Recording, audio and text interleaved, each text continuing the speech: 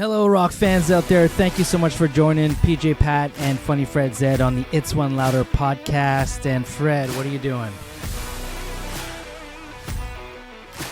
Who, me? I'm rocking out to the new Nita Strauss album. Yeah? It's pretty good? Pretty damn good, if you ask me. You should check it out. I know, right? Pretty damn good, right? Yeah. Well, guess what? You are in luck, because today we are reading an article called Rising Force out of the Guitar Player magazine, written by Joe Basso, and guess who it features? Nita Strauss. All right. Yeah, she's going to talk about her new album and the making of and all that good stuff. So can't wait. Super excited to bring this interview and article to you folks out there. Can't wait to listen I personally to this. also, just like Funny Fred Zed, listened to the album recently a couple of times, and it is kick-ass. Woohoo! For those of you who don't know, Nita Strauss actually plays with, I should say, Alice Cooper right now. She's been playing with him for a couple of years, and a tremendous guitar player. I actually went to see Alice Cooper and Nita Strauss play. This one's been a couple of years ago, before COVID. Phenomenal. First of all, that show was phenomenal. If you haven't seen Alice Cooper, definitely go see him. You know, all our favorite artists of the 70s and 80s are unfortunately getting sicker and canceling more shows. So if you do have a chance to see Alice, go see him. But Nita Strauss, I gotta say, she impressed the hell out of me. Okay, you know, we all know she has the chops, right? But on top of all that, what really impressed me with her is her showmanship. Showmanship, probably not the best word considering it's Nita. I would say maybe stage presence. She is amazing. She really knows. She's a true professional. Really knows how to get the crowd riled up, entertain the crowd. Like, she was just running all over the place. She's also decked out in makeup and just giving it to us a la Kiss. You know, what you'd expect from like a extravagant guitar player, running up and down the stage, looking to the crowd, pointing at the crowd, doing all the guitar moves. Yeah, you know, waving her blonde hair around. Like, yeah, she's a shit. And you know what? She is the shit. That's what really impressed me, is just her athletic ability, not just on the guitar, but also like on the stage, running around, jumping up and down, and getting the whole crowd involved. She was amazing at that. And you can tell she genuinely enjoyed being on stage. You know, she had a smile most of the time and just enjoying the music and celebrating Alice's music with the fans. And so it was just a joy to see her on stage. And, you know, being easy on the eyes also helps, I gotta say. So that didn't hurt. Okay, before we get into the article, if you haven't checked out Nita Strauss's album released this year called Call of the Void, go check it out. I saw this interview once with Nita, and I believe it was Nikki Sixx, and she said that what got her into guitar in the first place was that she heard a Megadeth song for the first time, and it just hooked her. I think the sound and just the way that guitar was played just really attracted her, so that's what got her into it. And also, one of her guitar heroes she mentioned was Steve Vai. And so I think merging Steve Vai and Megadeth is a really good analogy, actually, for the sound of this album. I'm telling you, it's a banger. It's pedal to the metal, full throttle ahead, very melodic. There's often 3-4 guitar tracks going on at the same time. She plays rhythm. She does all the leads. It's really impressive. There's obviously some instrumental songs on there, just to, you know, let everyone know that, you know, she's a real deal, and she is a real deal. On top of the instrumental, she has some guest vocalists that appear on the album. Of note, there's David from Disturbed, Dorothy from the band Dorothy, and Lzzy Hale from Halestorm. She actually sings on my favorite song on the album called Through the Noise. Lzzy Hale is probably one of my favorite female vocalists, and great song, Through the Noise, great message on that song. And Nita has a couple of instrumentals on there, like I mentioned, and my favorite one is called Consume the Fire. Freaking killer song. It's just a roller coaster of a ride. You know, there's some fast parts, slow parts, really moody parts. Really good song. But all in all, a banging album. Go check it out.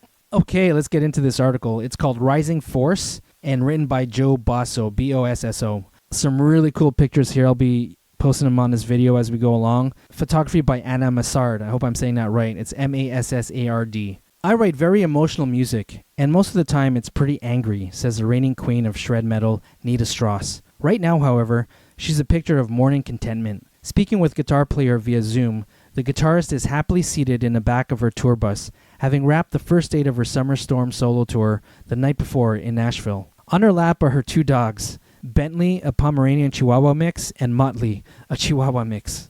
Strauss pats their heads and strokes their fur. The back lounge of the bus is their little kingdom, she says. They have everything they need, and they love it when people come by to visit them. They're true little road dogs. I take them out on the road on my solo tours. When I'm playing with other people, I have to leave them home, but when I do my shows, I get to set the rules. Damn right. It's breakfast time, so Strauss pours some food in a couple of bowls and sets her canine pals down to eat. She smiles as she watches them, then turns her attention back to the subject of music. Playing the guitar and writing music is therapy for me, she says. I'm typically a pretty happy person. I'm not angry, although I have stress like anybody else. I don't get into fights at the drive-thru.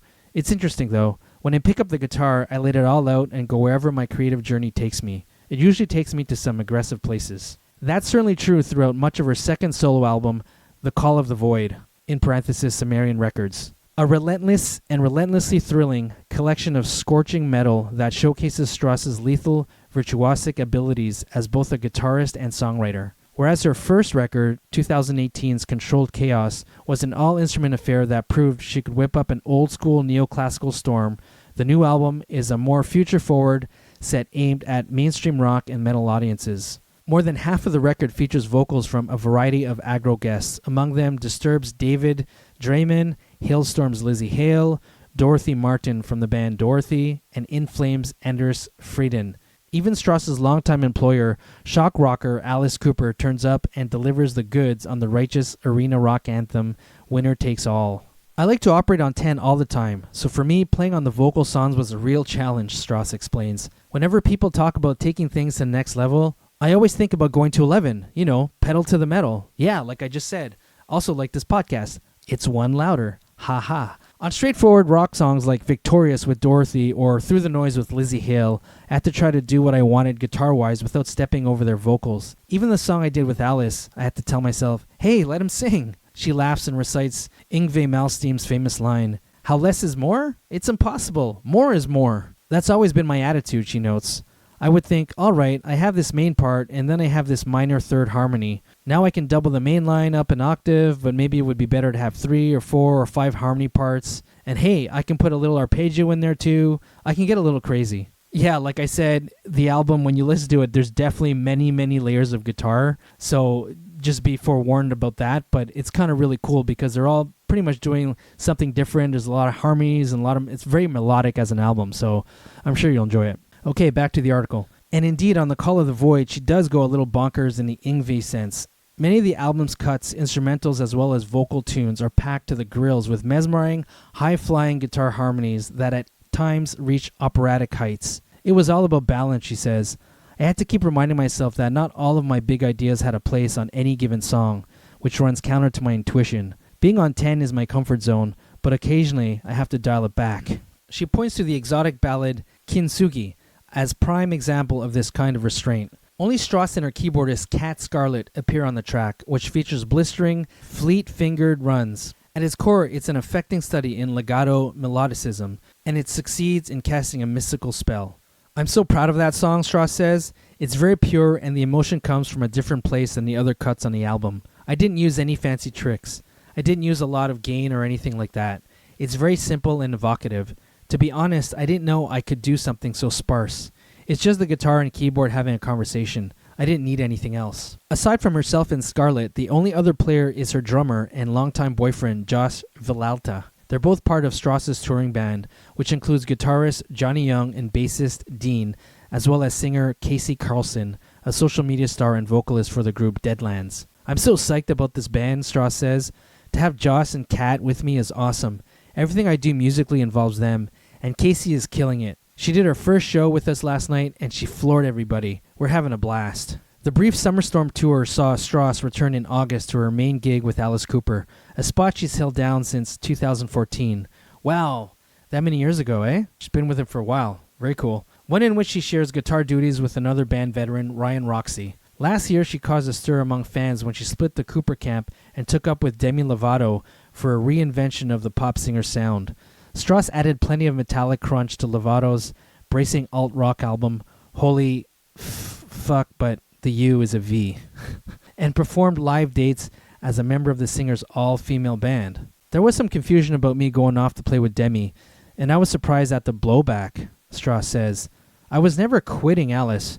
There was a tour with Demi, and I talked to Alice about it. Hey, are you okay with this? He said, absolutely, go for it. And we'll be here next year if the schedule works out. He gave me his complete support. Came Robert stepped in for me with Alice, and he did a phenomenal job. There weren't that many dates with Demi this year, and there were a lot of dates with Alice, so it made sense for me to come back. There was zero drama. She picks up her pooches back up and considers the road ahead. I'm in a really good place, she says. This year marks my 20th year as a touring guitarist. If there's one thing I've learned, it's man makes plans and God laughs. No matter what you've envisioned, something will happen and it'll all change in front of you. I'm taking things one step at a time. Getting this record out, a solo tour, touring with Alice, some one-offs with Demi, and then game planning the next solo record. If I look back 5 years, I couldn't have imagined where I am now. Okay, guitar player's first question. It's interesting. The press never calls female singers, but if a woman picks up a guitar, she's a female guitarist.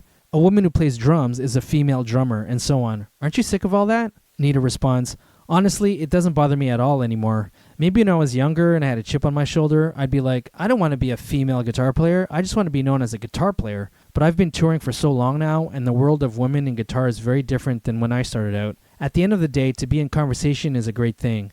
If we're talking about great female guitar players or great guitar players from Los Angeles or great guitar players with blonde hair or whatever, I'm focused on the great guitar player part. That's a pretty good attitude. At the same time, though, you've talked about how happy you are to be the first female to have a signature guitar with Ibanez. Last year you said that you hoped Demi Lovato's band could inspire women musicians. Is there a dichotomy there? Maybe a little, when you put it like that. Look, let's just get down to the harsh reality. You can be the best heart surgeon in the world, and there will still be a guy out there saying, I don't want a woman operating on my heart. There are still stereotypes to break down. It is what it is. We have a song on the new record called Victorious, which is not meant to be a girl anthem, but is taken on the role of a girl anthem. It's for anybody who struggles with self-doubt, and that's not limited to the female gender. I know a lot of insecure guys. By and large, it's important to encourage people. When I was growing up, I didn't have a lot of women to look up to in the guitar field. So if I can somehow inspire the next generation of girls who want to pick up a guitar and learn to play, I'll gladly do what I can. All right, Nita, that is awesome. Okay, guitar player asks, I would think that you already are an inspiration.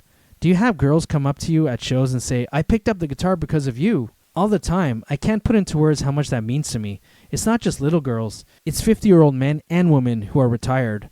Their kids are grown and they want to learn how to play guitar. I really get all kinds, and I love it. Let's talk about shred guitar. Who lit that fuse for you? I love the Shrapnel guys, Paul Gilbert, Marty Friedman, Jason Becker. Of course, I love Steve Vai and Joe Satriani. This was when I was 13 years old. Then I saw Steve Vai in Crossroads. He was so cool and charismatic.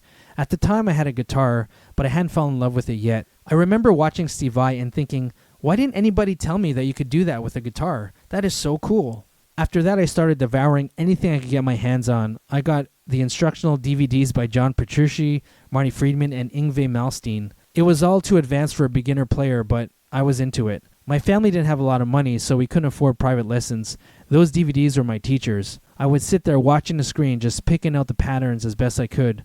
That's how I learned. Wow, the old days. That's actually how I learned how to play guitar. There was this guy, his name was McCarthy. I know last name. Damn, I wish I knew his first name. I can give him props. But he had a VHS. Okay, not a DVD. I had VHS back in my day. And you would stick it in the machine and just play, rewind, play, rewind, play, rewind, play, rewind. And just practice your chops that way.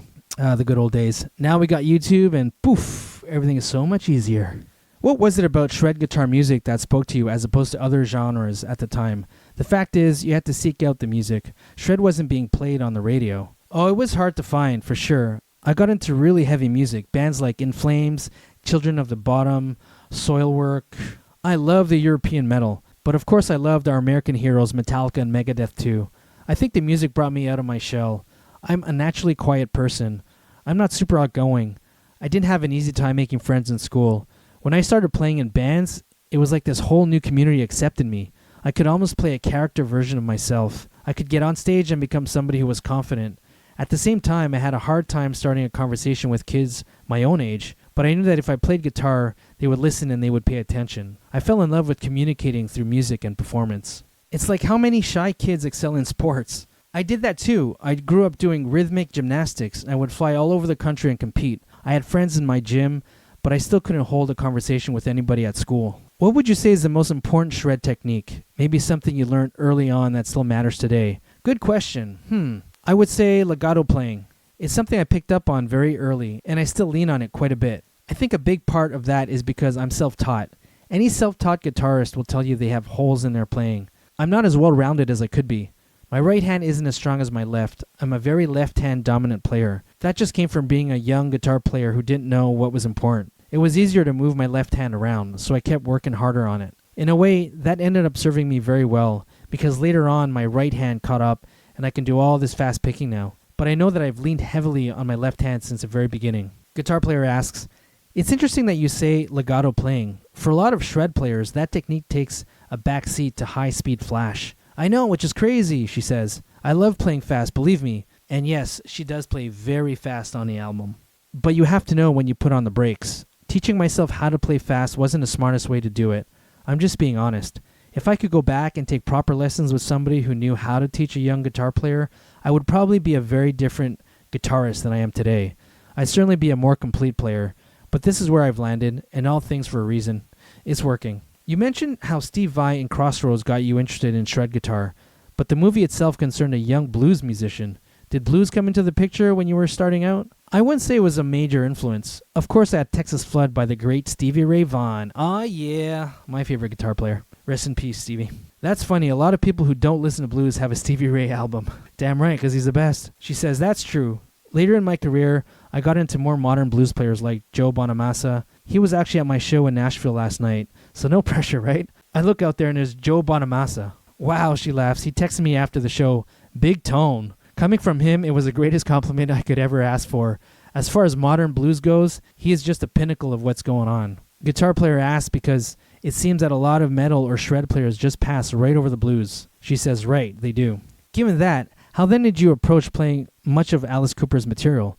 Take a song like I'm 18, which is very R&B based rock and roll. You could play it on an acoustic. Exactly, she says. How does a shredder come at something like that? It was kind of an education process. When I got the confirmation that I was going to be on the Alice Cooper tour, I wound up taking my first actual guitar lesson. Why exactly? To learn, basically. I talked to longtime Alice Cooper producer Bob Ezrin, who was a big part of my audition process, and he said, Alice Cooper doesn't need a shred guitar player. He needs a rock guitar player. Can you become a rock guitar player in time? I said, absolutely. I know I can do it. This was 2 weeks before the start of the Alice Cooper Motley Crue tour. When I hung up the phone, I was in a daze. I remember looking at my phone and thinking, wow, Bob Ezrin just told me I don't know how to play rock guitar. That'll wreck your confidence, guitar player says. Yeah, I was like, I need to figure out what he means, a rock guitar player. I called around and found a great teacher. I came in and showed him my audition videos, and I said, what the fuck does he mean? My teacher was the first person to really teach me how to incorporate blues licks into my playing, like adding the blues notes into the minor pentatonic scale, these little licks and things, AC/DC riffs, Kiss riffs, and licks. Ace Frehley stuff worked seamlessly with my style of playing, but they added an extra nuance that made it feel like a bit more like a classic rock vibe. What you're describing is reverse engineering. A lot of the guitarists you first admired, Satriani and Vai for example, came up listening to blues-based players. Their style of playing then morphed into what we call shred. Nita says, completely. Reverse engineering. That's the perfect term for it. We reversed engineered my guitar playing to fit what it needed to be. You know, we talked about being a complete player and the gaps in my knowledge. The blues part was a big gap for me. I think that happened because I taught myself. When I was younger, I didn't have the discipline to start from the beginning. I just skipped ahead to what I wanted to do. Once I addressed that hole in my playing, it made me a stronger guitarist overall, and it allowed me to incorporate that style into what I do. If you listen to the new record, you'll hear a lot of these little blues licks that I've learned over the course of playing with Alice. Also Ryan Roxie, who was fantastic, a very rock and roll blues-based player.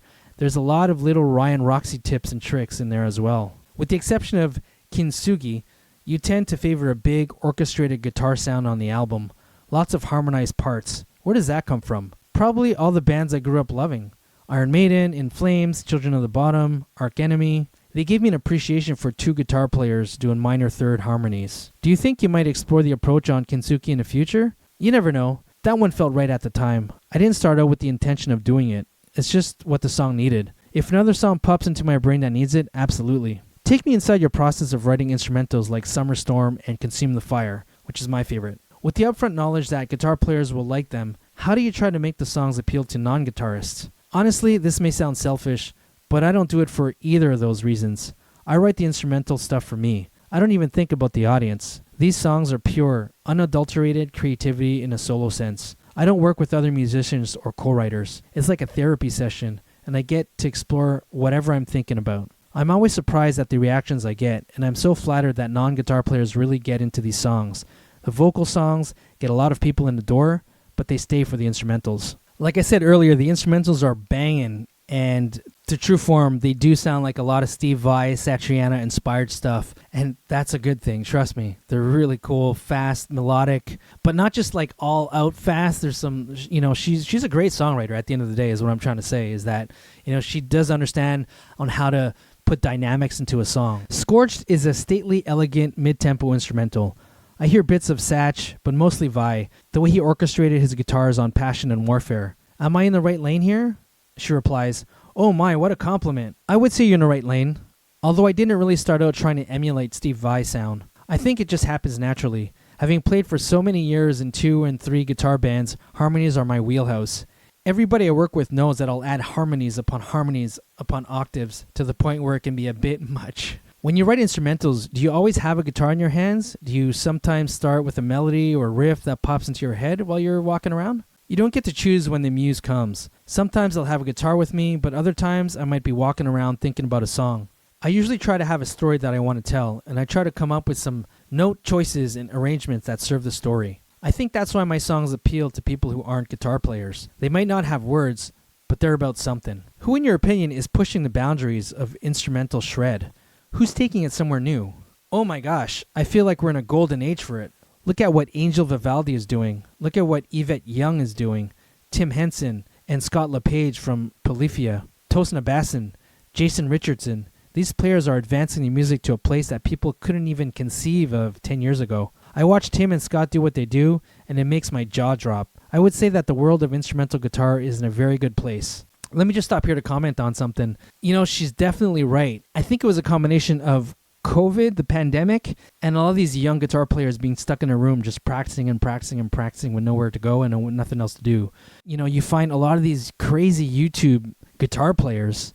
I mean, they can't probably play in a band worth shit, but they are tremendous players in their bedrooms, and they just do phenomenal things. And I know a lot of famous guitar players that we know and love. I'm thinking of Nuno Betancourt from Extreme. He actually said in one of the interviews that he is blown away by all the YouTube guitar players, that he can't really figure out how they're doing their thing. Goes to show, unfortunately, all you need is a little pandemic to have these virtuoso guitar players cropping up. Anything new on the horizon for your signature guitar? Are you planning an update? I have something cooking for a new Jiva model, Giva, but I'm holding off putting the wheels in motion until the new Jiva X2. Ghost is shipping more consistently. The pre-orders start at the last NAMM, which is NAMM, and that's a kind of a convention for musicians and rock fans or music fans. And the first shipments are just starting to arrive now. A lot of people pre-ordered a very expensive guitar, and I think it would be a slap in the face if I said, "I know you haven't gotten that guitar, but hey, here's a new one." Did you use any new gear on the record? I experimented with a lot of different plugins. That was new for me. We used some of the Neural DSPs and some Steven Slate stuff. I like using a Slate mic because of the modeling aspect. As far as the live gear, I still use my signature guitars, and I can't beat a Marshall amp. I use the Satriani JVM series of amps. You're big into fitness. Is that how you keep yourself together? Between the rigors of touring plus everything else you're involved with, you've got a pretty full schedule. It gets pretty hectic. For me, it's all about getting into routine and sticking with it. The way my days are set up, I have to get to it right when I wake up. I take my vitamins, drink my green shake, and then I do my workout. If I don't get that workout in, I won't do it at all. It's so important to stick to a routine mentally and physically. You have to fuel your machine. It's admirable how seriously you take physical and mental health. I'm sure you've seen some musicians go down a bad road. I have, but it's less and less common now. More musicians than ever are prioritizing their health. I go on tour buses and people are like, "We drink this green drink and we use this protein powder. It's not drugs and partying and girls anymore." Everybody has calmed down. We keep the craziness for the stage. And there you go, folks. That is the article. I hope you really enjoyed that and learned a thing or two about Nita Strauss. I hope players like her get more and more visibility and just prove to the world that, I hate to say it again, but female guitarists are here to stay and they're here to thrive. I have a daughter myself, and I'm teaching her whatever boys can do, girls can do. And Nita, thank you for doing what you're doing. You're definitely pushing that message, so I admire you for that, and you're a true inspiration. Thank you so much for watching and listening. Rock on, and I'll see you in the next article. I personally don't know what it's going to be, so hit that notification button to get reminded when an article comes out. Hopefully you're learning a thing or two and you're seeing value to these videos. That's all I care to do, is just spread my passion for rock and roll to all of you who are interested in going deeper and doing a deep dive to all the artists that you love. So give me a thumbs up, subscribe, and I'll keep on doing my best to bring you all these articles. If you haven't connected with me on social media, hit me up at X/Twitter, Instagram, TikTok at PJPatLovesRock. I'd love to message with you there and connect with you and to build this community of rock and roll. Take it easy, rock on and live on, and I'll see you at the next one.